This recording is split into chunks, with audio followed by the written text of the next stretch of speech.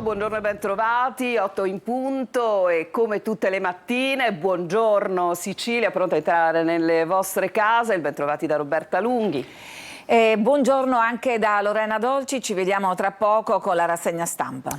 E allora iniziamo subito i nostri argomenti con i nostri servizi e imperano i titoli legati all'inchiesta che riguarda il ponte sullo Stretto, aleggia l'ombra della corruzione non solo per quello che concerne la fase del progetto del ponte. Ci sono anche 3 indagati, sentiamo. Una nuova bufera giudiziaria si abbatte sul ponte sullo Stretto. La Procura di Roma ha aperto un'inchiesta per corruzione e rivelazione del segreto d'ufficio nell'ambito dell'iter di approvazione del progetto definitivo dell'opera. 3 le persone indagate. Si tratta di Giacomo Saccomanno, avvocato, 71enne nella provincia di Reggio Calabria, già consigliere di amministrazione della società Stretto di Messina, di Vincenzo Virgilio, imprenditore, 65enne, reggino, residente a Roma, e di Tommaso Miele, 70enne, ex presidente aggiunto della Corte dei Conti, in pensione dal febbraio 2026. I carabinieri del Rossa hanno eseguito perquisizioni tra Roma, Reggio Calabria e Frosinone. Secondo l'ipotesi accusatoria, i 3 avrebbero tentato di influenzare l'esame di legittimità della Corte dei Conti sul progetto del ponte attraverso promesse di incarichi e sostegno per future nomine pubbliche. Contestata anche la presunta diffusione di informazioni riservate sull'orientamento dei magistrati chiamati ad esprimersi sul dossier. L'inchiesta è alle battute iniziali e tutte le accuse dovranno essere verificate nel corso delle indagini e dell'eventuale processo. Diverse le intercettazioni anche ambientali dell'ex giudice Tommaso Miele. Secondo l'accusa, Miele, prossimo al pensionamento, era interessato ad ottenere cariche apicali in organismo di diritto pubblico successivamente proprio alla pensione. Immediata la reazione della società Stretto di Messina, l'amministratore delegato Pietro Ciucci si è detto sorpreso delle notizie emerse, sottolineando che la società è totalmente estranea ai fatti. Ciucci ha ribadito la piena disponibilità a collaborare con gli inquirenti e ha assicurato che il progetto prosegue nel segno della trasparenza e del rispetto delle prescrizioni degli organi di controllo. Una vicenda però che riaccende inevitabilmente il dibattito sull'opera più discussa d'Italia, mentre il percorso amministrativo del ponte continua tra sostenitori e oppositori, adesso anche una nuova inchiesta giudiziaria. L'avete sentito nel nostro servizio Francesco Triolo, ovviamente se ne continuerà a parlare perché emergeranno, così come già è, altri particolari dell'inchiesta. Lorena.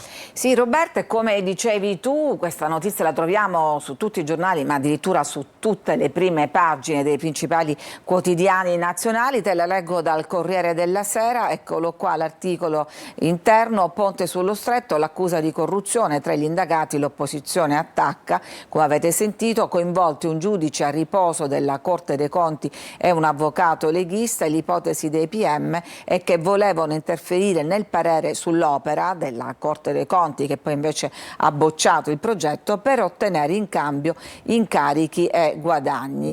Dalle intercettazioni sono emerse alcune conversazioni: mi devi mandare il tuo curriculum, diceva Miele a Saccomanno. Avrebbero tentato di pilotare il parere della sezione di controllo della Corte dei Conti durante gli approfondimenti dello scorso turno sulla delibera CIPES, verifiche che appunto si risolsero poi in una sostanziale bocciatura del progetto, definito lacunoso secondo i magistrati contabili sotto molti profili, primo fra tutti il rispetto delle norme ambientali. Adesso il campo largo chiede di fermare il progetto, la segretaria del PD Schlein dice è un danno. E adesso andiamo a occuparci degli ennesimi atti intimidatori, ennesimi incendi. È una storia che continua, che prosegue, perché appunto l'escalation del racket a Palermo non si ferma. Sentite. Gli uomini del racket delle estorsioni alzano il tiro a Palermo. È stata una notte di paura e di fuoco per 2 episodi intimidatori. Il primo in Piazza Rossi, a Tommaso Natale, dove è stato incendiato l'ingresso del ristorante Pizzeria Ulisse. Si tratta dello stesso ristorante che era già finito nel mirino lo scorso 7 maggio, quando davanti alla Saracinesca era stata rinvenuta una bottiglia contenente liquido infiammabile. Stavolta però dalle minacce si è passati ai fatti. Le fiamme sono state appiccate all'esterno dell'esercizio. Sconfortato il titolare, che sui social ha detto: non se ne può più più ci state togliendo la pace, la serenità e la voglia di lavorare. Sempre nella notte un rogo ha poi distrutto la base di legno di un chiosco che si stava allestendo sulla spiaggia di Vergine Maria, una delle tante attività prese di mira dal racket negli ultimi tempi. Tutto è iniziato a novembre scorso con le bottiglie e la richiesta di pizzo lasciate davanti ai locali di Sferacavallo, poi sono arrivate le sventagliate di Kalashnikov contro una rimessa di auto in via Sferacavallo, il ristorante al Brigantino sempre nella stessa borgata e contro un deposito della Sicily Bycar. Un'escalation di episodi, le auto incendiate sempre contro Dragotto, poi il distributore a Capaci. Oggi le altre 2 intimidazioni, una sequela di episodi preoccupanti, inquietanti che sta segnando il territorio commerciale di Palermo. Il sindaco La Galla dice: oggi dobbiamo avere il coraggio di dire che la solidarietà da sola non basta più, ci vuole un intervento straordinario dello Stato. E questo quanto vi abbiamo raccontato anche nei nostri telegiornali, e andiamo adesso sui giornali. Lorena. Sì, allora andiamo a leggere su Repubblica Palermo, il titolo è ancora 2 attentati del racket, ma c'è anche l'analisi di chi ci potrebbe essere dietro questi attentati, una banda di emergenti in azione, emergenti che da qualche tempo, scrive Salvo Palazzolo, hanno posato il Kalashnikov e hanno iniziato a colpire con le bottiglie incendiarie. Abbiamo sentito l'elenco degli attentati, ma appunto andiamo a vedere chi sono questi giovani emergenti, probabilmente dello Zen e della Marinella, in apparenza cani sciolti, scrive Repubblica, che starebbero cercando di guadagnare terreno dopo gli arresti dei vertici mafiosi, fratelli Serio di San Lorenzo, Tommaso Natale. Per certo in questo momento Calogero Lo Piccolo, che è il capomafia più importante della parte occidentale di Palermo, ma anche sua madre, i loro fedelissimi, tutti tornati in libertà dopo alcuni anni di carcere, sembrano fare una vita abbastanza ritirata, cioè lontano da quel passato turbolento che li aveva resi proprio i signori del racket. E allora chi sta utilizzando il loro marchio, cioè il marchio composto da il Kalashnikov, la loro arma preferita, l'incendio, il simbolo del delirio di onnipotenza di una famiglia di mafia? Domande a cui gli investigatori sono chiamati a rispondere. E adesso noi cambiamo completamente argomento. Nella città con la Tari più cara d'Italia arrivano le bollette per i contribuenti, le bollette dell'acconto non più rateizzate con i 2 bollettini distinti, ma in soluzione unica. I cittadini in rivolta, e la risposta dell'assessore al ramo nel nostro servizio. Dalla Tari tra le più alte d'Italia alla scelta forzata dell'acconto sulla tassa di rifiuti 2026 in un'unica soluzione. Non arrivano buone notizie per i contribuenti catanesi, con centinaia di famiglie e di imprese che stanno già affrontando enormi difficoltà economiche. A Palazzo dei Chierici, sede dell'ufficio preposto, è un continuo via vai di gente. Per molti l'umore non è certo dei migliori. Bisogna dare un po' più agevolazione alle persone, che non c'è solo la Tari da pagare. Acconto Tari in un'unica soluzione, cosa ne pensa? È sbagliatissimo.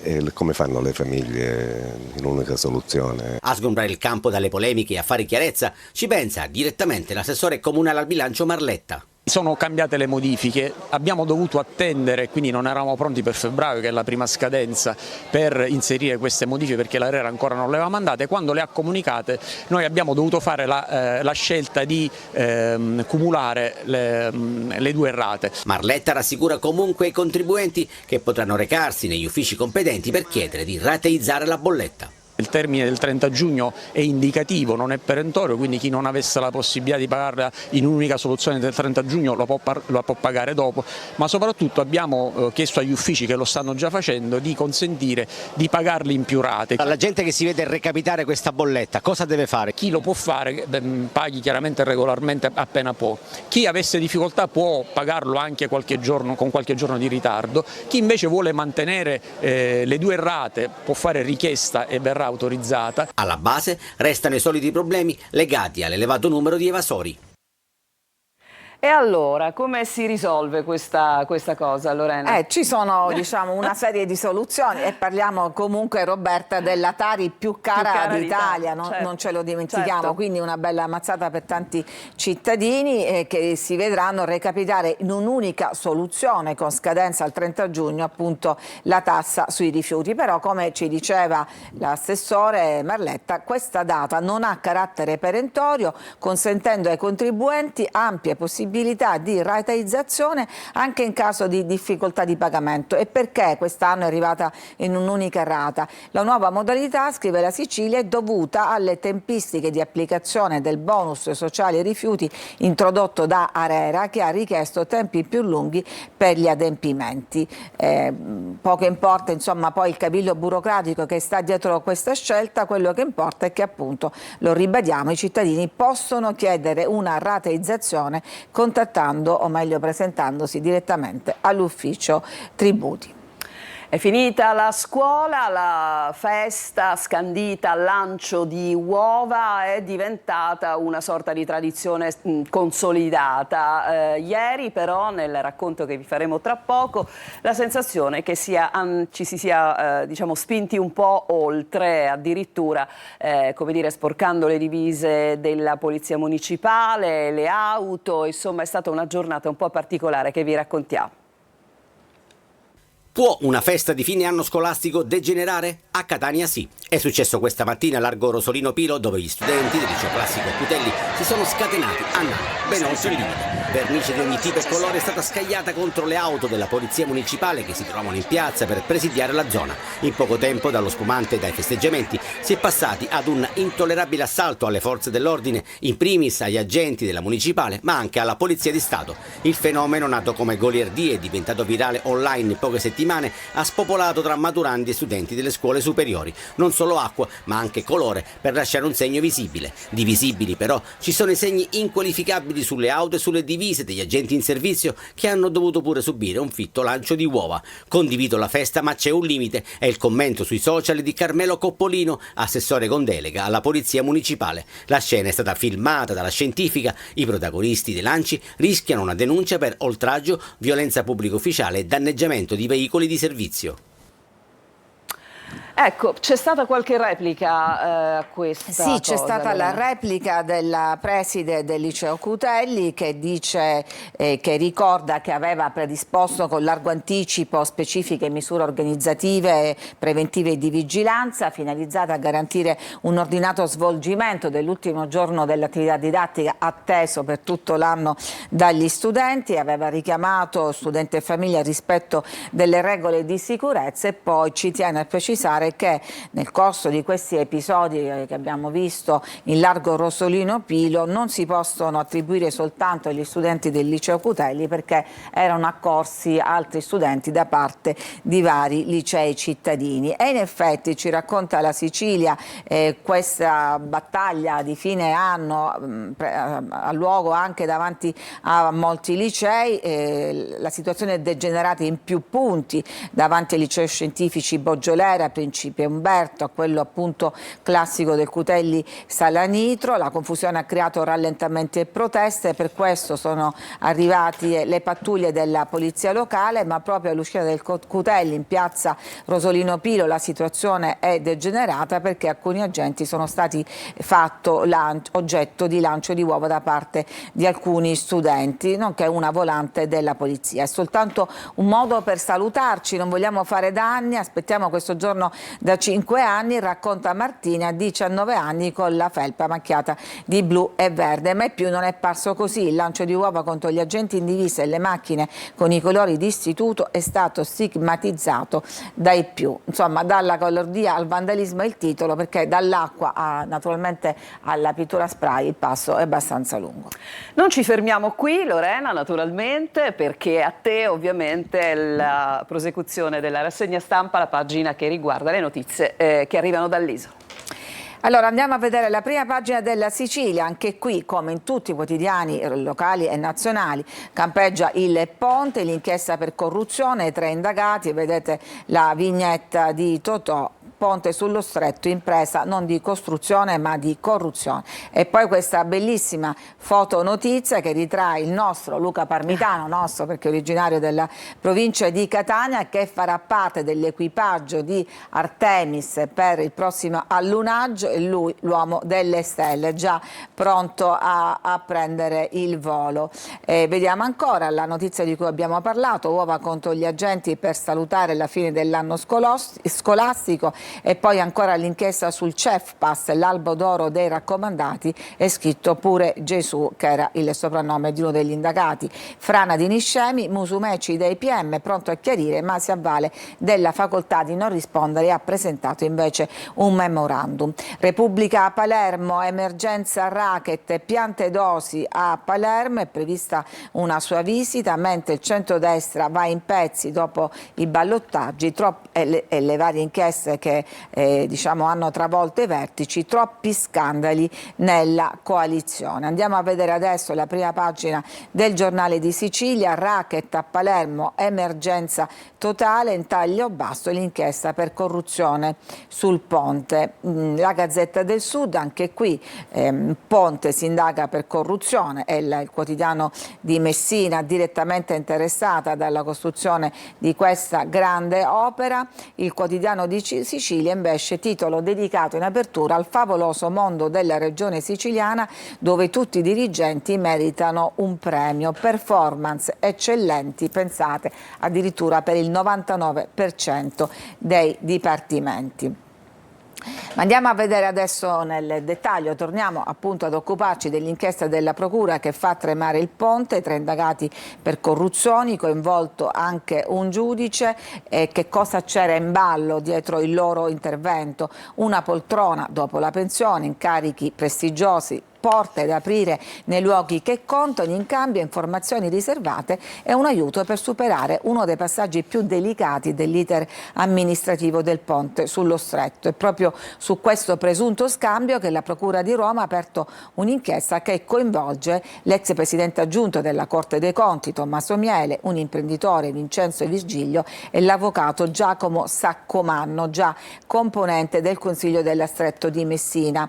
Stretto di Messina che precisa che è totalmente estranea. Ha parlato l'amministratore delegato Ciucci, tuteleremo l'azienda. E poi andiamo avanti, vediamo alcuni passaggi delle intercettazioni. I miei amici del governo, a cominciare da Salvini, si sarebbero aspettati una presa di distanza, invece l'opera viene bocciata dai, tra virgolette, deficienti, per dire che sono parole sue. A parlare il giudice Tommaso Miele, appunto uno dei 3 indagati, che chiama così i colleghi che hanno appena bloccato il via libera all'opera, simbolo dell'esecutivo, perché appunto fortemente voluta fra l'altro da Salvini. Andiamo avanti, veniamo alle intimidazioni di Cosa Nostra. Abbiamo visto la nuova raffica di attentati, incendi in una pizzeria a Tommaso Natale, in un chiosco, danni a varie attività. Insomma, il racket non si ferma, continuano gli episodi. I social, ma non solo, raccolgono lo sfogo, l'amarezza e la rabbia dei titolari. Non se ne può più, ci state togliendo la pace, la serenità e la voglia di lavorare. E questo, a dirlo, è il titolare della pizzeria proprio presa di mira dall'attentato incendiario, l'ultima di una lunga sequenza di episodi che continua a destare allarme e che sembra non arrestarsi. Interviene anche Davide Faraone, vicepresidente di Italia Viva, che dice: distrutte le telecamere allo Zen, che era stato uno degli interventi predisposti per fronteggiare e arginare questo fenomeno, basta con provvedimenti spot. La sicurezza non si garantisce con i provvedimenti spot del governo o scaricando i problemi su commercianti e cittadini, ma con più forze dell'ordine, più controllo e una presenza costante dello Stato nei quartieri e nelle aree più difficili della città. E si continua a chiedere questa presenza, tanto che appunto è atteso nei prossimi giorni il ministro Piantedosi. La Sicilia invece ci rivela alcuni retroscena che emergono dal blitz che ha azzerato pochi giorni fa la cosca Mazzei. Tra le carte dell'indagine vengono fuori i dettagli della rissa avvenuta 2 anni fa al Caffè Europa. Chi era il bersaglio di quella violenza? Sarebbe stato il rampollo di una nota famiglia mafiosa. In particolare hanno scoperto che Filippo Popolo sarebbe stato testimone di un diverbio avvenuto in una discoteca biblioteca del porto, nei locali della vecchia dogana, a seguito della quale Cristian Marletta in Travaia veniva picchiato al caffè Europa da Pietro Catanzaro. Quindi questo Marletta era proprio l'obiettivo di questo raid punitivo. L'inchiesta Onda Nuova ha permesso di mettere insieme i tasselli della spedizione punitiva Pietro Catanzaro, il figlio del boss Cappello Giovanni Umilanisi.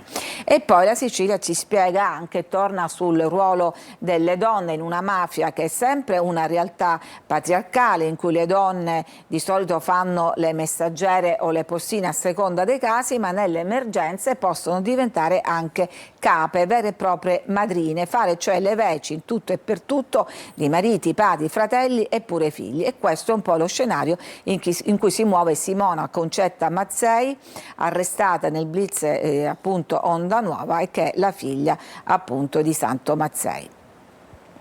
Andiamo avanti, ci occupiamo della frana di Niscemi. C'è, come sapete, un'inchiesta in corso. Ieri è stato sentito dai magistrati anche il ministro Musumeci nella sua veste di allora presidente della regione. Si è detto estraneo a tutte le accuse, però non ha risposto alle domande dei giudici, si è limitato a presentare una memoria difensiva ai magistrati.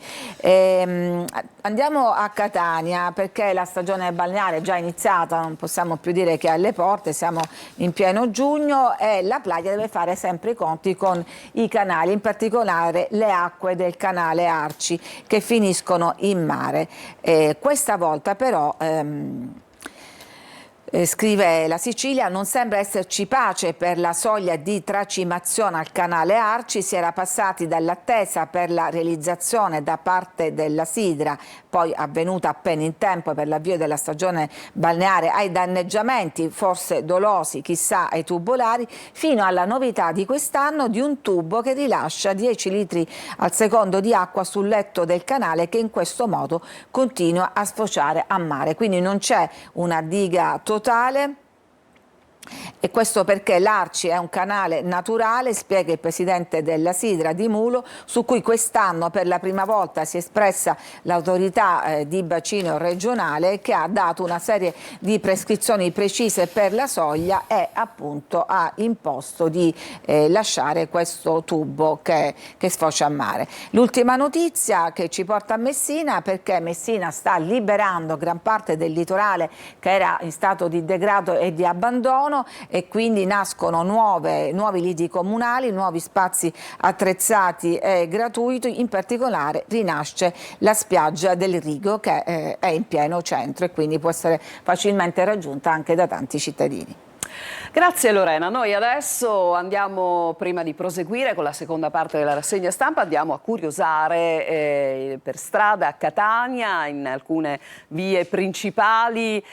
Qui siamo l'ex Tondo Gioeni, intravediamo un traffico piuttosto scorrevole. È finita la scuola, Lorena, e quindi insomma abbiamo sempre detto che che hanno versato cemento. Esatto, insomma non sembra esserci nessun problema, ma lo testiamo tra poco anche attraverso le altre inquadrature. Ma in effetti insomma la strada e la via Vincenzo Giuffrida si mostra certamente con un aspetto molto più tranquillo da un punto di vista del traffico automobilistico in entrata e uscita dalla città, esattamente come questa porzione della viale Odorico da Pordenone. Il traffico verso Mister Bianco, che a quest'ora è congestionato, sembra decisamente più scorrevole.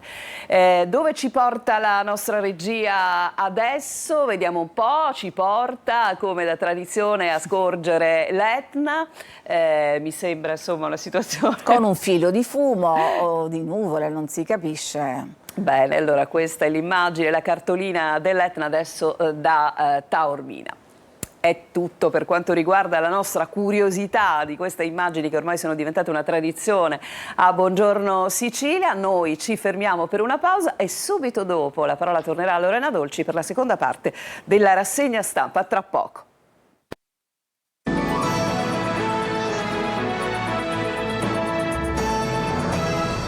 Siamo tornati in studio, è il momento di continuare con la rassegna stampa, la pagina nazionale e internazionale dei quotidiani. A te Lorena.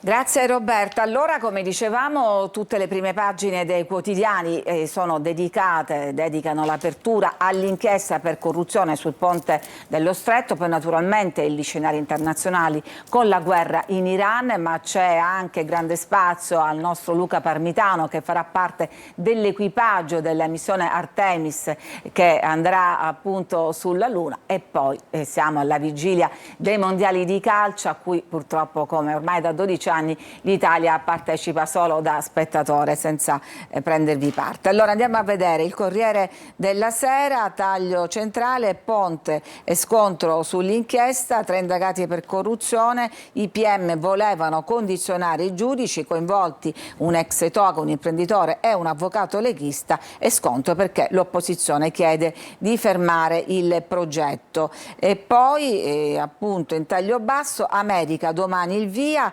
tra stelle e polemiche che riguardano i prezzi alti, i controlli, l'arbitro respinto. Lo vedremo meglio più avanti. Prima pagina di Repubblica, il ponte della corruzione, l'abbiamo già trattata questa notizia, e poi bombe israeliane su tiro, elicottero USA ha abbattuto Hormuz nella notte, l'attacco americano che era stato annunciato come rappresaglia. Anche qua corruzione, siamo sulla Stampa, bufera sul ponte, un ex giudice della Corte parlava così: quei deficienti dei miei colleghi hanno bocciato tutto, in cambio gli era stata promessa una authority, uno di quegli enti. Il Giornale naturalmente dà un'altra lettura, toghe senza freni, vogliono fermare il ponte sullo Stretto, 3 indagati, l'ipotesi dei PM per corruzione, il ministro Salvini comunque dice vado avanti. Dicevamo appunto le mani sul ponte, bufera, l'inchiesta a Roma riguarda 2 reati, corruzione e rivelazione del segreto d'ufficio. Chiesa Comanno, un legale con il pallino della politica, un avvocato calabrese che ha contribuito alla crescita della Lega in Calabria. Abbiamo un po' visto i vari passaggi, anche queste intercettazioni. C'era anche Tommaso Miele intercettato che diceva: non sono assolutamente allineato, i miei amici del governo si sarebbero aspettati una presa di distanza, presa che ovviamente come abbiamo visto poi dall'esito dell'esame non c'è stata. Annunci, indagini e bocciature, tutti gli ostacoli sullo Stretto, costellato appunto di inciampi, ma non certo dagli ultimi mesi, parliamo degli ultimi 50 anni. Nel 2023 l'esecutivo dà il via libera al decreto, Salvini esulta, ma l'opera non decolla, troppa fretta e procedure non rispettate. Un'opera che è già costata, lo ricordiamo, un centinaio di milioni, tra la perdita di bilancio del 2024 della società Stretto di Messina e i costi per stipendi e contratti di consulenti che continuano appunto ad essere pagati. Come diceva il Giornale, il vice premier che si è intestato questa battaglia, cioè Salvini tira dritto, il governo lavora ad una nuova delibera, il progetto va avanti, ma l'opposizione attacca, adesso si fermi tutto. È appunto un continuo tira a molla quello che riguarda il ponte sullo Stretto. Lasciamo stare lo Stretto di Messina, andiamo all'altro stretto, quello di Hormuz, al centro del conflitto in Medio Oriente. Trump, raid in Iran per la pace colpito, c'è stata questa rappresaglia, ma specifica, è una risposta proporzionata. Per il comando USA è stata ingiustificata l'aggressione di Teheran, 8 morti a tiro per i bombardamenti israeliani, con appunto l'IDF, l'esercito di Israele, che continua ad andare avanti.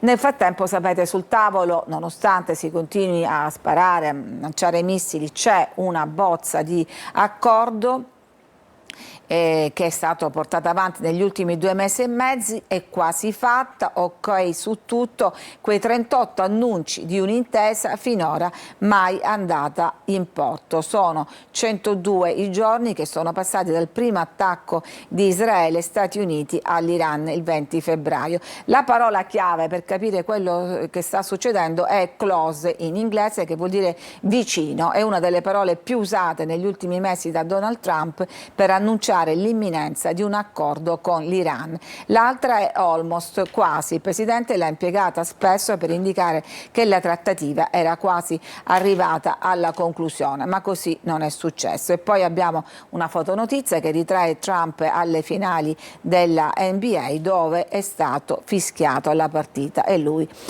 per tutta risposta si è addormentato sugli spalti, come fa sempre più frequente, tanto da meritarsi l'appellativo di Sleepy Trump, cioè il bel addormentato, insomma. Intanto non si placa neanche naturalmente la guerra in Ucraina, e c'è stato lo scoppio di una autobomba a Mosca nel quartier militare, è stato ucciso un generale, le autorità aprono un'indagine penale, sarebbe il quarto ufficiale colpito a morte lontano dal fronte. Peskov, che è il portavoce, mediazione USA in pausa, quindi anche qua una situazione di totale stallo. Situazione diciamo in rivolta anche a Belfast, dove in seguito ad un accoltellamento un immigrante sudanese che ha quasi decapitato un residente, sono scoppiati dei tumulti nella capitale dell'Irlanda del Nord, che è stata veramente presa d'assalto, e sono in corso scontri e guerriglie urbane. Non zoomiamo sulla foto, che è veramente raccapricciante. Nel frattempo il Papa sta facendo un viaggio, è a Barcellona e si è incontrato con Bad Bunny, l'abbraccio a sorpresa con la popstar Anti-Ice. Bad Bunny è l'artista di origine portoricana che ha tenuto il grande show di intrattenimento durante la finale del Bowl ed è dichiaratamente anti-Trump. Insomma, non ci sono foto, dice, la foto uno spunto a prova della riservatezza che ha circondato l'evento, ma l'incontro c'è stato e alla fine la notizia è uscita. La notizia è quella che appunto Papa Leone, qui lo vediamo sorridente e con la cuffia, l'ha incontrato sia pure per qualche secondo e si sono abbracciati. Tra l'altro il cantante era accompagnato dalla famiglia, tutti insomma di origine cattolica. Sempre restando sullo scenario internazionale, il ministro Tajani contro Ben Gvir. Sono i due ministri degli esteri italiani e israeliani. Il riferimento è alle parole pronunciate dal ministro israeliano nei confronti degli attivisti italiani della flottiglia. C'è anche un'inchiesta in corso, l'intervento del vice premier in Parlamento dopo gli attacchi all'Italia, che il ministro ha definito inaccettabili. Cosa aveva detto Ben Gvir nei confronti dell'Italia? Paese delle ciabatte, non dello stivale, pronunciate perché indagato dalla Procura di Roma per le violenze contro i membri della flottiglia. L'ultimo passaggio agli esteri, che riguarda la vicenda di questa italiana bloccata da 2 anni in Egitto con la sua bambina, si chiama Nessi Guerra, è stata denunciata ma anche dichiarata colpevole, un reato ancora esistente in Egitto per adulterio, reato cancellato 60 anni fa nel nostro paese. Adesso è stato arrestato il suo persecutore, non per i reati nei suoi confronti, ma perché ha minacciato di morte il console italiano ed è finito in cella dopo le intimidazioni. L'avrebbe minacciato addirittura di sparargli alle gambe. E poi c'è appunto l'offerta su MPS, Piazza Affari da record spinta dall'offerta su MPS, Intesa sfida i rivali ed è uno scenario che sta cambiando tutto lo scenario bancario diciamo europeo, ma non solo. Torniamo alla cronaca italiana, è stata riaperta l'indagine su Francesca Ercolini, la giudice è stata uccisa, dicono i magistrati, la posizione del cadavere, le violenze e i dubbi sul figlio, ma anche il ruolo chiave del marito. Magistrata di Ancona, fu trovata morta nel 22 nella sua abitazione, un foulard trovato vicino al corpo aveva fatto ipotizzare un suicidio per impiccagione, ma adesso lo scenario è cambiato, si segue la pista dell'omicidio. E poi c'è quell'altro giallo, il giallo di Pierina, il delitto in garage, l'imputato e la relazione con la nuora, Rimini, la donna uccisa a coltellate, l'inchiesta a ostacoli, giudici in camera di consiglio nella notte. Il verdetto in programma nel pomeriggio è slittato a tarda serata.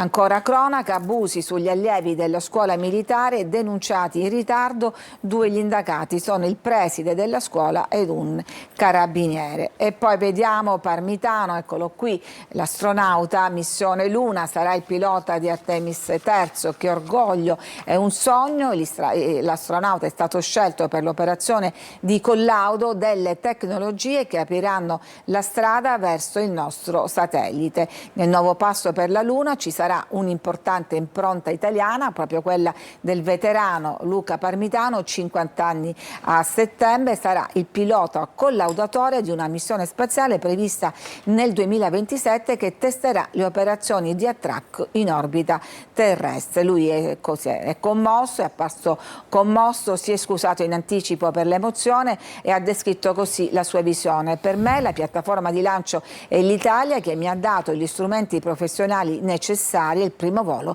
per mettere alla prova quelle skill, quelle abilità. L'ESA, l'ente spaziale, per me è come una torre di lancio, connette mondi diversi costruendo ponti e connessioni. Il razzo è la NASA, che mi ha permesso di essere parte di questo gruppo incredibile di persone. E poi, per completare la metafora, il carburante è proprio qui, e cioè la sua famiglia, Maya, Sara e Marta. Le 2 figlie e la moglie sono l'energia che alimenta la mia anima, il vostro amore è la scintilla. E questo è Luca Parmitano. Bene, grande piacere a sentire ovviamente queste notizie che riguardano, come hai detto tu, il nostro Parmitano. Noi adesso ci fermiamo per un'altra pausa, poi inizieremo una nuova parte di Buongiorno Sicilia con i nostri ospiti. Vi preannuncio che in apertura di questo segmento ci occuperemo di eccellenze. Da una parte il prodotto di eccellenza, il pistacchio di Bronte, dall'altra un'altra eccellenza, una start-up catanese dalle geniali intuizioni. Torniamo tra pochissimo.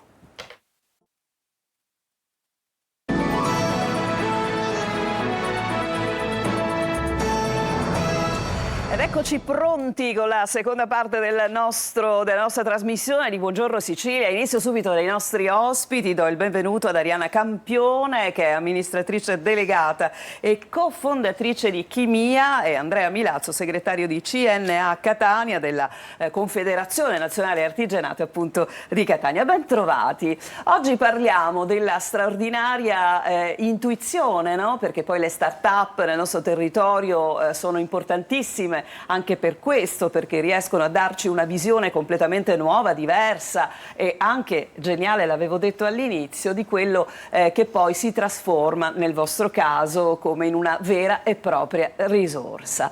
Partire da uno dei prodotti più, credo, amati nel mondo, quindi stiamo parlando di un consumo e di una produzione elevatissima, direi sempre più elevata, come il pistacchio, per arrivare al riutilizzo di una parte che normalmente costituiva gli scarti, e cioè il mallo. Che cosa avete pensato? Esatto, in realtà io non voglio chiamarlo più scarto, ma voglio chiamarla risorsa, proprio perché tutto nasce da una domanda: com'è possibile che un'eccellenza italiana, siciliana, produca così tanto scarto, così tanto rifiuto? Da questa domanda è partita l'idea madre di Chimia, che oggi ci ha portato a diventare una realtà vera, internazionale, con dei studi di efficacia, insomma, dietro, che ci portano a poter dire non è più uno scarto, ma è una risorsa. Ecco, vedremo tra l'altro tra poco nel dettaglio, no? Di che cosa stiamo parlando, ma con il segretario appunto di CNA ho molta voglia proprio di parlare dell'argomento che riguarda iniziative come queste, che poi hanno portato per esempio Chimia al secondo posto in un premio nazionale di grande rilievo. Il premio è il premio Cambiamenti, perché attraverso il cambiamento probabilmente riusciamo anche a intravedere un futuro migliore, e da qui, dalla Sicilia, parte davvero un bel movimento. Sì, assolutamente. Il premio, che è giunto alla 10ª edizione, ha proprio lo scopo di selezionare, di premiare quelle imprese innovative, nuove, le start-up che riescono a trasformare, a innovare il processo, i prodotti, i servizi e in una dinamica di sviluppo che sia inclusiva, che sia sostenibile. Per noi è un modo di fare scouting, di andare a trovare le imprese del futuro e il futuro delle imprese. Per questo non si premia meramente l'idea migliore, l'idea più creativa, si premia la capacità di trasformare questa innovazione in un'impresa vera, strutturata, che dà occupazione duratura, che dà sviluppo, che dà opportunità di crescita a tutto il territorio. Ma aggiungo, per noi ha una valenza molto importante questo premio, perché accende un riflettore su un tema fondamentale e vitale per la nostra economia e per la nostra società, che è il rapporto tra il mondo dei giovani e il mondo del lavoro. Una narrazione, la possibilità di cambiare una narrazione tradizionalmente negativa, che noi spesso sentiamo dei nostri giovani, dei migliori, soprattutto a un'età sempre più precoce, che abbandonano il nostro territorio per cercare fortuna e futuro fuori.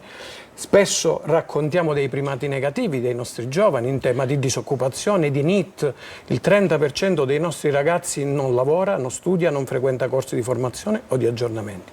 Un premio come Primo Cambiamento ci dà la possibilità di raccontare di giovani che invece scommettono su se stessi, di giovani che scommettono sulle proprie passioni, sulle proprie competenze e scelgono di farlo nel nostro territorio. A volte alcuni tornano, è il caso di Arianna, nel nostro territorio per realizzare e inseguire il proprio sogno. Ecco, e tra l'altro mi permetta anche di dire che la parola artigianato, che è stata per tanti anni un po' messa in crisi, no? Nell'ambito ovviamente di quelle che erano come dire, le possibilità intraviste dai più giovani, se la sono fatta un po' alla larga, diciamo le cose come stanno, ma cose come questa in realtà incoraggiano alla possibilità di trovare, no, delle risorse e la possibilità di scommettersi proprio nel settore dell'artigianato, che diventa come volano della nostra economia. Lei coglie il punto in maniera perfetta, puntuale, perché c'è stata una narrazione culturale che nasce nelle famiglie che spesso davano aspettative elevatissime ai propri figli,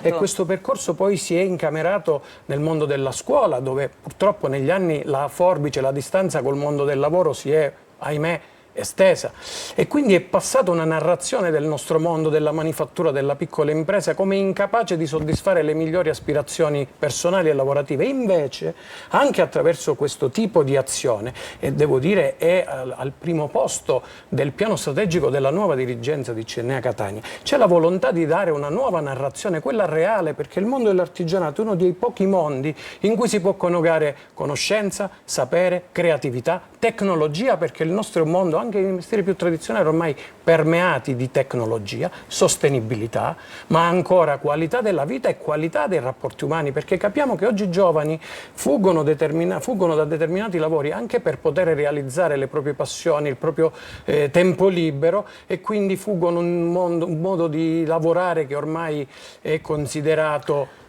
come dire, alienante. Quindi nel nostro mondo noi crediamo sia fondamentale, e per questo andiamo nelle scuole, andiamo nelle università, incontriamo i genitori dei ragazzi che devono scegliere il percorso per fare capire che quello è un mondo che può dare soddisfazione, può dare occupazione, ed è dietro l'angolo di casa, e non è necessario inventare chissà quale viaggio della speranza. Ha parlato bene, ha detto la scuola, perché ha una passione, ci si deve pur accostare, no? Si deve in qualche modo essere indirizzati verso qualcosa che poi può diventare importante. Come è diventato importante per Arianna Campione, visto che parliamo di percorsi professionali? È una bella storia anche la nostra. Io sono tornata dall'estero, come raccontavo poco fa, e la mia socia Anna Cacopardo invece è una giovane che ha deciso di restare. La vedevate nelle foto, e lei che proprio è stata la protagonista del premio. Io sono qui anche in sua rappresentanza, e sono tutti ingredienti di Chimia, quindi territorialità, giovani che restano, impresa femminile, perché noi siamo un'impresa a maggioranza femminile, idee nuove sul territorio che sfruttano la materia prima e le potenzialità che sono già in Sicilia. Quindi io sono fiera di essere siciliana, fiera di essere tornata e soprattutto di avere nel mio territorio portato avanti un'impresa, un'attività che dà lavoro e dà possibilità ai piccoli agricoltori, perché noi facciamo anche un patto di filiera con con gli agricoltori del territorio, in modo tale che possiamo portare un indotto non solo di economia circolare, ma anche di sostenibilità e di economia locale, quindi questo è importante. Quindi parte dalla Sicilia e si estenderà in tutto il mondo, perché il nostro è un progetto internazionale. Adesso però entriamo nel dettaglio. Che cosa succede al mallo che viene, come dire, gli viene data una nuova vita? Il mallo che non tutti conoscono, non tutti conoscono il frutto del pistacchio. Il mallo è la parte esterna che viene buttata, qualche volta viene bruciato nel territorio. Chimia lo recupera, lo lavora con un processo brevettato a livello internazionale e lo reimmette sul mercato sotto forma di un ingrediente cosmetico innovativo di efficacia testata sulla longevità. Sì, esatto, quindi assolutamente sì. Oggi è un mondo molto interessante quello della longevità, viene rimesso sul mercato e viene commercializzato a delle aziende che producono cosmetici, quindi a livello internazionale, non solo locale, quindi parte dalla Sicilia, andiamo in tutto il mondo, proprio con questi valori che ti dicevo prima, innovazione, territorialità, donne che provano a fare azienda, provano perché ancora purtroppo in Sicilia non è una cosa così tanto comune, ma io sono sicura che lo diventerà, perché parte proprio dalle università, dai giovani. Noi abbiamo una collaborazione con l'Università di Studi di Catania e con l'Università di Napoli, con la Federico II, con cui stiamo proprio facendo delle ricerche scientifiche mirate sulla materia prima che abbiamo a disposizione, perché siamo seduti su una miniera d'oro e non lo sappiamo. Ma certo, siamo seduti su una miniera d'oro che però, mi risulta, in realtà era già stato oggetto di attenzione delle nostre bisnonne, cioè che c'è proprio una tradizione che era stata in qualche modo scoperta dai nostri avi e così. Pensa che ho trovato nella nostra ricerca scientifica un libro del 1800 dove si testimoniava l'uso del mallo di pistacchio come caramelle, quindi poi è andato perso chiaramente con la modernità, ma noi recuperiamo anche quello che è la nostra tradizione. Ecco, però insomma tra le caramelle, il prodotto per la longevità, io penso insomma di caramelle ce ne stanno tante, vada per la longevità. Allora, Andrea Milazzo, questo è un gioiello. Quanti altri gioielli avete incastonate nella vostra associazione? Ma ce ne sono tanti. Noi abbiamo un raggruppamento, voglio continuare a parlare dei giovani, che segue assolutamente le imprese giovanili. Parliamo di quasi 450 giovani imprenditori, che è un numero importante, ma che poi realmente rappresenta appena il 10% della base associativa, a testimonianza purtroppo di un invecchiamento dell'età media dei titolari delle nostre imprese. Ma imprese come quella di Chimia, ce ne sono tante. In Sicilia il problema non è l'idea, non è l'innovazione, c'è tanto. Il problema vero è quello di creare un ecosistema che sia in grado di sostenere queste imprese, perché certo, l'investimento sulle start-up non è solo fondamentale, e ci sono dei problemi strutturali che incontrano tutte le imprese, che chiaramente hanno un peso diverso sulle imprese fragili neonate. Pensiamo al gap infrastrutturale, pensiamo alla concorrenza sleale, alla pressione fiscale, alla burocrazia, a tantissimi. Uno dei principali dei giovani è la difficoltà di accedere al credito, che è la benzina per fare partire il motore. Quindi tutti assieme l'associazione di categoria cerca di mettere a disposizione queste imprese i propri servizi e la propria attività di rappresentanza istituzionali, ma è chiaro che un ruolo fondamentale devono averlo le istituzioni, che devono avere la visione della necessità di creare questo ecosistema, perché la storia ci insegna che la Sicilia non si è mai salvata con lo aiuto esterno. La Sicilia si salva da sola, dobbiamo valorizzare con le sue intelligenze, dobbiamo creare le infrastrutture e le strutture capaci di sostenere le piccole e medie imprese, che ricordiamolo sono il 99% del tessuto imprenditoriale locale. Abbiamo meno di 30 secondi, ce la fate a rispondermi in modo secco a due cose? Allora, c'è un altro progetto pronto che riguarda Chimia? Esatto, stiamo andando all'estero in una fiera molto importante oltreoceano, non spoilerò niente, però Chimia dalla Sicilia andrà in America. In America. Invece a lei una domanda ancora più semplice. Ci viene a raccontare qualche altra iniziativa bella che Con fa grande parte, piacere potremmo fare una rubrica ad hoc anche Ci settimanale. ci pensi, siamo Ne qua. siamo ben lieti, l'importante è parlare, comunicare quel messaggio di cui anche lei si era fatta portavoce. Dobbiamo collaborare, dobbiamo fare rete per salvare i nostri giovani, farli restare e creare sviluppo e occupazione in questa terra, perché è possibile. Grazie, grazie davvero. Noi ci fermiamo, andiamo a vedere come sarà il tempo in Sicilia e poi pronti, perché c'è un terremoto di energia, di emozione, di entusiasmo e di musica che arriva tra poco nei nostri studi. Grazie. Ben ritrovati ai nostri telespettatori da Vanessa Minotti di Trebi Meteo. Attese condizioni di bel tempo su gran parte del nostro territorio, da segnalare solo un peggioramento su parte del nord, specie tra Lombardia e regioni di nord-est. In dettaglio in Sicilia la giornata di mercoledì trascorrerà all'insegna del bel tempo con ampi e schiariti ovunque e cieli sereni o poco velati. Ventilazione debole a tratti moderata con mari calmi o poco mossi, clima caldo ma senza particolari eccessi, con massime intorno ai 30-32 gradi. Per quanto riguarda poi la giornata di giovedì, l'alta pressione continuerà ad interessare la Sicilia, garantendo ovunque condizioni di tempo stabile e soleggiato, venti a tratti moderati con mari calmi o poco mossi. Contesto climatico ancora caldo ma non particolarmente eccessivo, con temperature fino ai 32 gradi. Per dettagli vi invito a scaricare l'app di Trebi Meteo.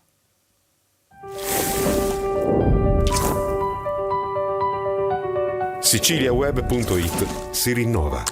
Più informazione, notizie in tempo reale, i telegiornali, gli approfondimenti e le dirette di Antenna Sicilia e Telecolor. Più passione, lo sport e il Catania raccontati come nessun altro. Più emozione, con i grandi eventi in diretta e con l'intrattenimento delle nostre produzioni TV. Siciliaweb.it. Ogni giorno, in libertà, ovunque tu sia, con un click. Siciliaweb.it. Connessi con il tuo mondo.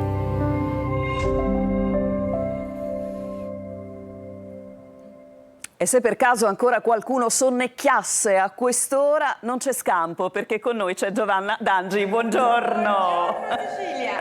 Buongiorno Giovanna Dangi, che abbiamo, come dire, bloccato in un rarissimo momento in cui si ferma nella sua amata terra, nella sua Giardini, dove ovviamente rimane il tempo utile per riabbracciare i suoi affetti. E per ricaricare le pile. Ricaricare le pile e poi ripartire. Adesso, insomma, fra pochi giorni sei di nuovo in tournée con Brignano. Esattamente. Cos'è Bello di Mamma? Bello di Mamma, ancora in tournée per questa tranche estiva fino al 5 settembre e poi partiamo dai teatri fino a gennaio, sia in Italia che all'estero. Anche se poi, insomma, quello con Enrico Brignano è un rapporto che si consolida, perché tu, insomma, sei stata nel cast di un altro grandissimo successo, perché questo è una sorta di one man show, mentre i Sette Re di Roma, insomma, è stato veramente un successo clamoroso, peraltro macchiato un po' da un evento particolare per Brignano proprio nella città di Catania, è vero? Qui, aveva perso proprio la mamma, ma lui ha voluto continuare, The Show Must Go On, sempre. Allora, siamo pronti per una anteprima, ve lo dico, abbiamo chiacchierato un po', ma facciamola sentire, esce il 13,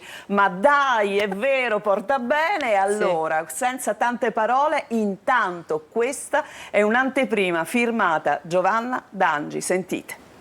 Svegliarci bene. Per svegliarci bene, questo è un po' un seguito, mettiamola così, di quello che è stato un successo molto molto grande, quello che ti ha portato a rivivere la collaborazione con un grande. Esattamente, lui è Joseph Britanni dei Brothers, sono questi DJ ormai di fama mondiale. L'anno scorso abbiamo fatto un esperimento che era Fall of the Sound, che è andato benissimo, non solo in Italia ma anche all'estero, e questo ci ha spinto a un'altra collaborazione, questo electro swing che continua ad andare avanti, che quest'anno porta il nome di A Simple Life. Senti, una vita semplice, raccontata in un sound ovviamente molto legato all'estate, forse ne abbiamo tanto bisogno, no? Di parole semplici, una vita semplice. C'è un po' un ritorno, secondo te, una sorta di all'idea che la gente voglia rifugiarsi in cose un po' più semplici? C'è una necessità, secondo me c'è una necessità, e quindi tocca anche a noi che entriamo nelle case di tutti ogni giorno portare questo messaggio e soprattutto lanciare questa dose di positività che non fa mai male, perché io sono sempre dell'idea c'è il sereno, c'è il felice, il c'è l'aiuta, no? Sì. Com'è? Quello. Insomma, sono le 8 del mattino, abbiamo capito, ecco. Cuor felice c'è l'aiuta, ce l'abbiamo fatta. E quindi il messaggio gente positivo allegra, poi non lo so, vabbè, comunque il senso è quello. Il succo. E l'allegria arriva, così come arriva in fondo anche il messaggio, in quello che tu dici. È un singolo che è andato benissimo l'anno scorso. Ricordiamo cosa vuol dire in questo tempo di oggi andar bene, che cosa significa? Beh, andar bene sicuramente tanti ascolti, la gente che comincia a seguirti da quel brano, la possibilità appunto di poter suonare nelle case, nelle macchine e ovunque per la gente, quindi lanciare comunque un messaggio. Senti, questa canzone che sarà ufficialmente disponibile dal 13, quindi fra pochi giorni, sì, e che abbiamo sentito in anteprima, esce a poco da un altro progetto, che è, come dire, l'altra faccia, no, della medaglia di Giovanna, perché lei non so come riesca ad essere tutte queste persone insieme. Cioè, sono gemelli. Perché sei gemelli. Ma là si dice son doppi, qua sei tripla, quadrupla. Noi ci siamo fermati a 2, no? Esattamente. Perché? Perché il 29 di maggio invece è uscito Scrivimi la vita, che è invece un'altra immagine assolutamente di te, e più intensa, che tra l'altro ti vede anche coprotagonista con un artista siciliano. Sì, lui è Sebastiano D'Amato, che ho incontrato qualche anno fa sul mio cammino artistico, una penna, devo dire, sopraffina, mi piace veramente molto, e da lì, scherzando, gli ho detto: Seba, ma facciamo un pezzo insieme? In tempo 3-4 giorni mi arriva un'idea su WhatsApp di una strofa e un ritornello, poi ci siamo incontrati, abbiamo finito il pezzo insieme, e da lì è nato Scrivimi la vita, grazie anche a Carlo Longo che ha curato la produzione del pezzo. La vogliamo sentire un po'? Mettiamola regia, mettiamo subito Scrivimi la vita, ma ne dobbiamo gustare un po', anche se il tempo è quello che è, ma ne dobbiamo gustare un po'. Scrivimi la vita, sentiamo.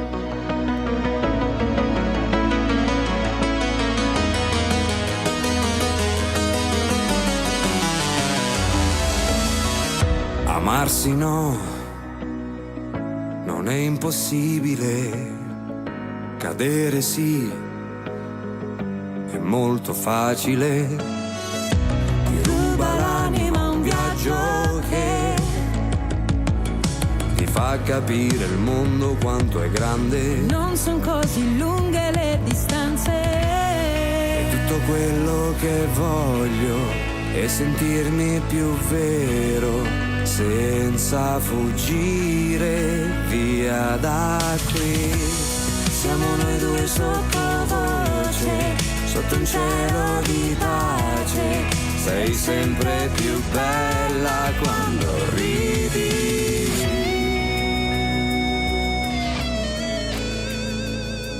Allora, quando un amore è rifugio e quando una persona può aiutarti davvero a riscrivere la tua esistenza, in fondo in realtà è una cosa che non si progetta, che non si programma, è dietro l'angolo, la incontri e basta. È la cosa che quando scriviamo auguriamo un po' a tutte le persone, la possibilità di trovare la persona che possa appunto riscrivere la vita. Senti, come viaggeranno queste produzioni diverse di questo momento storico in estate, dove sarai impegnatissima? Ma sai che c'è? È il pensiero che mi sono fatta anche con Scrivimi la vita. Non avevamo progetti, non avevamo nulla. Tutto è nato piano piano, sono arrivate collaborazioni, non a caso prima dell'uscita di Scrivimi la vita, ci tenevo a dirlo, c'è questa collaborazione con i Beddi, che è Sogno Femmina, certo. Brano ovviamente dove la femminilità è esaltata al 100%, con una grandissima Finocchiaro all'interno del featuring, in questo pezzo un po' rappato, straordinaria, quindi è un brano che parla siciliano. Scrivimi la vita, a Simple Life, quello che arriva ci prendiamo, ormai dopo anni diciamo che il pensiero è quello. Senti, tu ti sei fatta voler bene in tutta Italia, da grandi personaggi a prescindere dalla loro fama. Come stai messa con De Martino tu? Parliamo d'altro? No. No. Come sto messa con De Martino? Vorrei starci messa bene, insomma. Bene. Cioè, Vabbè. parliamone. Parliamo. Febbraio arriva, io a febbraio sono libera. Vabbè, io insomma l'ho buttata lì, magari chissà c'è anche un progetto, me lo dici poi fuori dalla diretta? Assolutamente. Va bene, allora ti dico solo in bocca al lupo e ti ringrazio tantissimo per essere venuta a trovarci, buona estate, buon tour con Brignano, ripassa Grazie. dalla Sicilia Brignano? Ripassiamo dalla Sicilia al Teatro Metropolitan a dicembre, se non sbaglio 16 e 17. Ah, vedi che memoria, perché c'è un calendario Perché l'ho pazzesco. letto prima di entrare. Ottimo, grazie ancora. Un Grazie abbraccio a te. a Giovanna Dangi, noi ci fermiamo e torniamo tra pochissimo, ma andremo dal nostro Marco Gullà a Palermo, parleremo di calcio, quindi insomma cambiamo proprio argomento. Dai, a tra poco.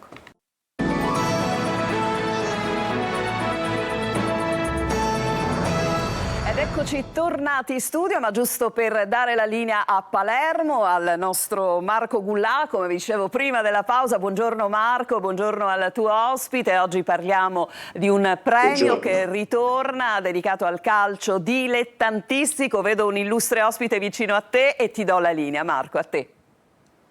Sì, buongiorno Roberta. Sì, più che un premio sono i premi che verranno appunto assegnati domani in questa festa del calcio, che il presidente che è qui accanto a me, Sandro Morgana, appunto della Lega Nazionale Dilettanti Sicilia, il comitato siciliano, ha organizzato. Insomma, ci vogliono mesi per organizzare questo evento che si svolgerà appunto domani al Teatro Margherita di Caltanissetta, e tra l'altro insomma i premi vengono assegnati ovviamente a tutti coloro che si sono distinti in questa stagione, quindi vengono premiate le squadre che hanno vinto il campionato di eccellenza, il miglior giocatore, il miglior allenatore. Insomma, è ormai un evento diventato un po' anche iconico per il calcio siciliano, Presidente. Sì, è diventato ormai un appuntamento irrinunciabile. Siamo alla quarta edizione, premiamo tutte le società vincenti i campionati regionali, dal campionato di eccellenza all'ultimo campionato di Under 15, quindi il campionato Under 15 regionale. In questo contesto, come ha anticipato Marco, diamo un premio al miglior calciatore, al miglior allenatore, scelti da una giuria di giornalisti, al miglior arbitro ovviamente indicato dall'AIA, un premio alla stampa sportiva e infine un premio alla carriera e un premio, il premio speciale, il premio più importante, il premio speciale Orazio Siino, che conclude, diciamo così, la manifestazione.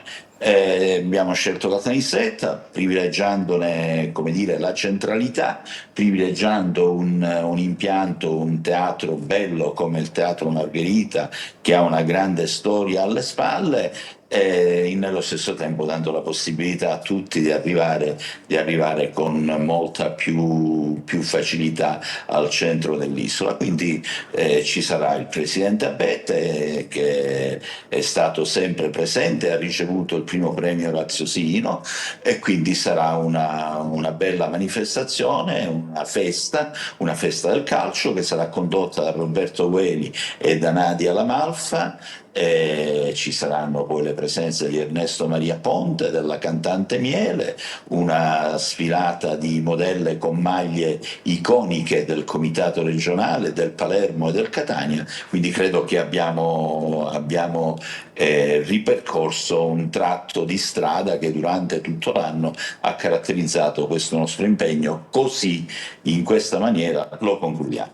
Molto impegnato Roberta il Presidente, soprattutto durante la stagione, anche nel cercare di contrastare un po' gli episodi di violenza, e questo è stato un po' anche il suo punto di forza di questi anni, ovvero cercare appunto di far giocare soltanto a calcio senza che ci fossero episodi ovviamente anche inquietanti, come ci sono state anche in altre regioni, perché poi Presidente Sandro Morgana insomma ha una sorta anche di mantra, dice divertiamoci, giocate a calcio, a me non mi interessa chi vince o chi perde, a me interessa che voi vi comportiate bene in campo.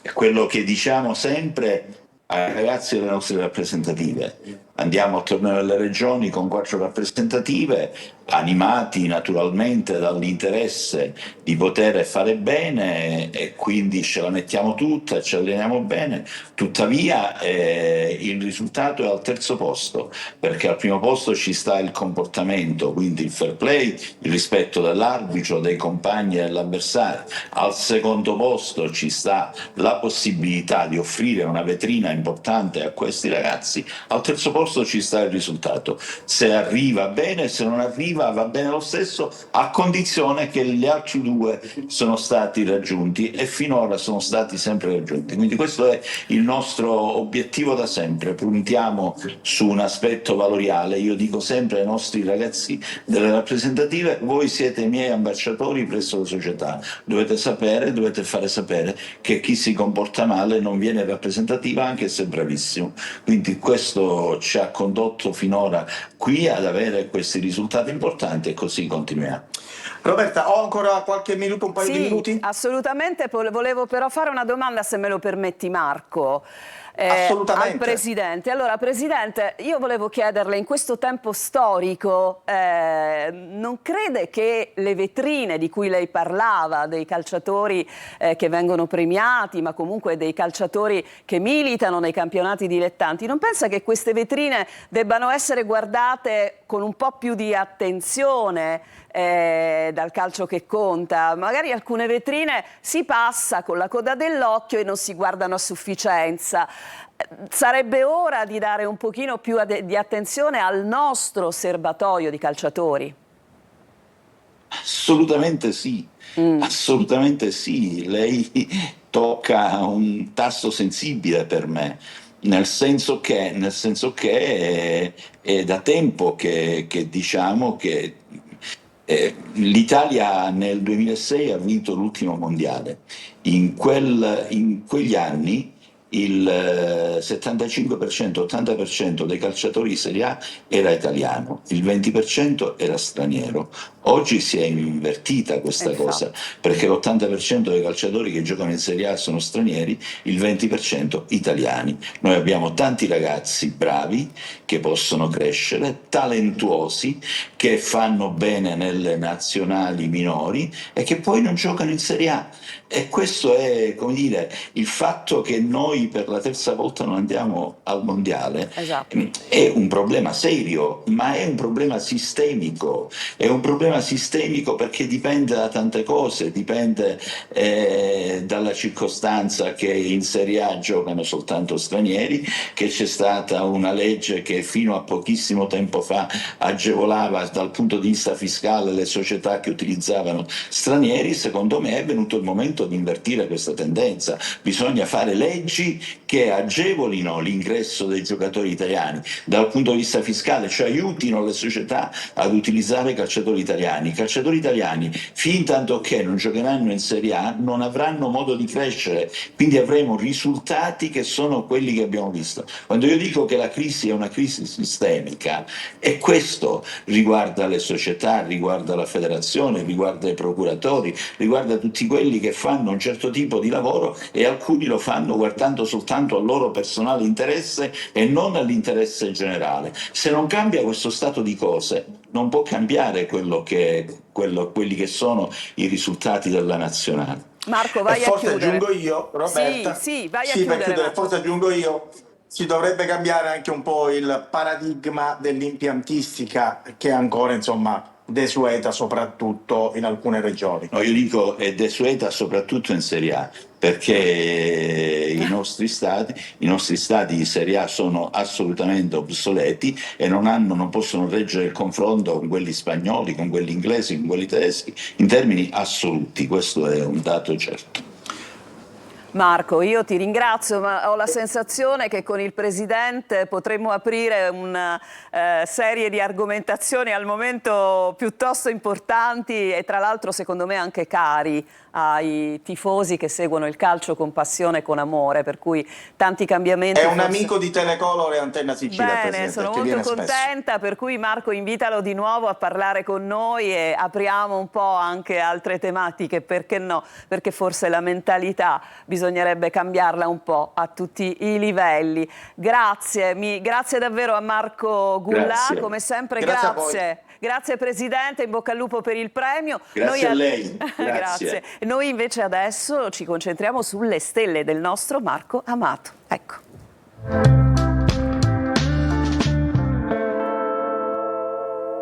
Pronti a dare la linea a Marco Amato? Sei un tifoso di calcio, Marco, tu? No. No, niente, non segui il calcio. No, non segui il il calcio. calcio no, anche se al calcio do una valenza antropologica aggregativa incredibile, perché anche da bambino i miei ricordi più belli erano legati ai mondiali e quando tutta un'intera nazione risuonava ad un gol. Quel momento corale è meraviglioso. Il calcio, per quanto io mi sono interessato più di nuoto in vita mia, ha sempre avuto la caratteristica di essere lo sport nazional popolare e di unire un po' tutti quanti i cuori. Quindi quando uno sport riesce a fare questo è sicuramente la riuscita più fulgida che posso ottenere. Allora, carissimo, di chi parliamo oggi? E poi ovviamente andiamo alla nostra carrellata dei segni zodiacali. Alla massima velocità, peraltro, perché conosco bene le regole del tempo. Sì. Dunque, oggi parliamo di Vince e Fede, quindi una reunion assolutamente rilevante, attesissima peraltro, di questi due cantanti che peraltro ripescano un successo di Alex Britti che è la vasca, quindi questo sound anni 2000 che riesce a coinvolgere, a essere una canzone assolutamente motivante, un motivetto decisamente interessante, riedita da loro e quindi reinterpretata. La cosa che mi ha incuriosito particolarmente è che Benji e Fede sono rispettivamente una cuspide, Gemelli Cancro e l'altro è Acquario Pesci. Due ospiti decisamente interessanti e scelgono peraltro di riproporre un pezzo di un'altra cuspide di Alex Britti, che è una cuspide Leone Vergine. Cosa sono le cuspidi nello zodiaco? Non è un momento di passaggio nello zodiaco e non è l'essere a metà tra un segno ed altro. Una cuspide è un momento che si due segni zodiacali, per cui tutte le cuspidi cercheranno sempre un compagno o qualcosa che rappresenti per loro un completamento. Lo zodiaco è una magia e le cuspidi ne hanno una in più, ma ho troppo poco tempo oggi per raccontarvelo bene. Dunque, cosa accade nello zodiaco? Oggi è Mercurio, il pianeta della comunicazione e della relazione, a fare a botte con Saturno. Mercurio è in Cancro, sognatore, Saturno è in Ariete, quindi vuole regole. Mercurio non ci sta, i pensieri dello zodiaco vogliono essere liberi. Quindi Ariete più di tutti, perché a Saturno si sente prigioniero, vi dovete liberare. Toro, divertitissimo invece da questo Mercurio con cui ha un ottimo rapporto, in cui le diversità per il Toro oggi sono un nutrimento, stimolo e fantasia. I Gemelli, Mercurio è il vostro pianeta, per cui oggi dovrete fare un pochino pace tra le cose che dite e le cose che fate, dovete essere più concreti, insomma. Cancro, i vostri pensieri sfuggono alla logica e voglio darlo, poiché il genere sono come il vostro, cioè, e quindi vi serve solo amare. Leone, per voi oggi è una giornata incredibilmente piena di intuizioni, di dialoghi, di scambi. Oggi siete molto disposti ad ascoltare. Vergine, questo Mercurio confuso non vi disorienta sicuramente, ma oggi siete più propensi a optare qualcosa di più fantasioso, qualcosa di più estroso, anche senza tutto il controllo che mediamente avete. Bilancia, a proposito di controllo, per voi è un po' un disastro in questo periodo in cui i pensieri, il lavoro e le cose da fare si assommano e si affastellano in una maniera confusa che non amate. Pazientate, stanno arrivando tempi migliori. Scorpione, per voi oggi invece Mercurio vi dà dei suggerimenti importanti, ascoltateli. Sagittario, l'opposizione di Mercurio non basta a compensare il trigono di Saturno. Oggi il Sagittario, che sono sempre molto positivi, saranno invece più razionali. Capricorno, il regno della razionalità. Mercurio antipatico e contro. Proprio non ci state ad ascoltare le cose che non sopportate, non vi sembrano razionali. Acquario, per voi oggi è una giornata stupendamente piena di consapevolezza. Oggi vi potreste anche permettere di dire a molte persone: te l'avevo detto, voi siete il segno di futuro, giocate in anticipo sempre. Pesci, per voi oggi è Mercurio invece quello che è solidale, vi vuole liberare e vuole stare con i vostri sogni d'amore, che sono oggi magicamente tutti compensati. E detto questo, auguro a tutti una splendida giornata, un abbraccio Roberta e a presto, buongiorno Sicilia. Grazie, grazie, a presto di Marco e a domani all'interno di Buongiorno Sicilia. C'è Lorena in studio per l'ultimo momento dedicato alle notizie sui giornali. Sì, un'ultima curiosità la vediamo sulla Sicilia ed è quel progetto delle case a €1, non è certo nuovo, però adesso è il comune addirittura di Caltanissetta, quindi non un piccolo comune dell'entroterra siciliano, che rilancia il progetto, che vuol dire che vecchi immobili abbandonati possono essere ceduti a prezzi simbolici, evitando oneri e manutenzioni, e poi ristrutturati dagli acquirenti. L'assessore all'Olivo dice: ogni casa recuperata è una luce che si accende, perché il contesto è quello che ci racconta giù un commerciante: i nostri figli continuano a fuggire, il declino della città è inarrestabile, servono strategie e competenza. E certo, il progetto Casa Eunaro non basta a fermare questo declino, anche perché spesso ad accaparrarsi queste case, Roberta, sono tanti stranieri. Esatto. Allora, grazie Lorena, grazie per questa chiusura. L'appuntamento con Buongiorno Sicilia si rinnoverà domani alle 8 con Angelo Gagliano. A tutti voi un buon proseguimento di giornata.